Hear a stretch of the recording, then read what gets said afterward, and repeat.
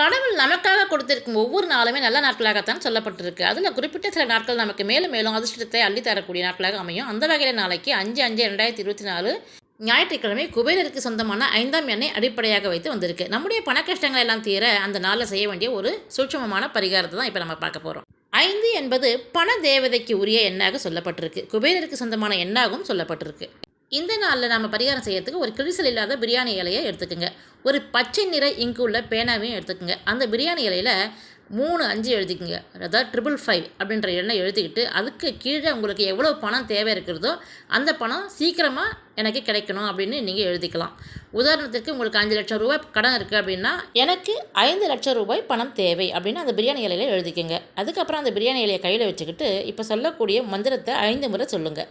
இது உங்களுக்கான பணவசிய மந்திரம். ஓம் ஹ்ரீங் வசி வசி தனம் பணம் தினம் தினம். 5 முறை இந்த மந்திரத்தை உச்சரித்து உங்களுடைய வேண்டுதலை இந்த பிரபஞ்சத்திடம் சொல்லும்போது அந்த வேண்டுதலானது 55 நாட்களில் நடக்கும் என்பது தான் இந்த பரிகாரத்தில் மறைந்திருக்கும் சூட்சுமம். மந்திரத்தை சொல்லிவிட்டு அந்த பிரியாணி இலையை ஒரு நோட்டு புத்தகத்துக்கு உள்ளே வச்சு ஏதாவது ஒரு இடத்துல வச்சுடுங்க. உங்களுடைய பண தேவை பூர்த்தியானதும் அந்த பிரியாணி இலையை எடுத்து நெருப்பில் வச்சு எரிச்சிடுங்க. இவ்வளோ சூட்சமமான பரிகாரத்தை நாளை தினம், அதாவது 5/5/2024 இந்த தேதியில் வர்றது நாளைய ஞாயிற்றுக்கிழமை எந்த நேரத்தில் செய்யணும் தெரியுங்களாங்க?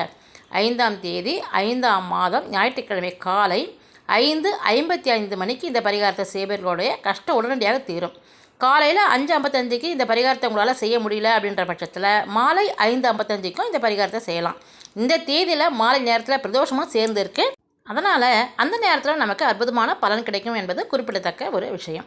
நம்பிக்கை உள்ளவங்க, பண கஷ்டத்திலிருந்து விடுபடணும் அப்படின்னு நினைக்கிறவங்க இந்த நாளை நீங்கள் தவற விட்டுறாதீங்க. நல்லதே நடக்கும் அப்படின்ற தகவலோடு இந்த பதிவை நிறைவு செஞ்சுக்கிறேன். மீண்டும் அடுத்த பதிவில் சந்திக்கும் வரை நன்றி, வணக்கம்.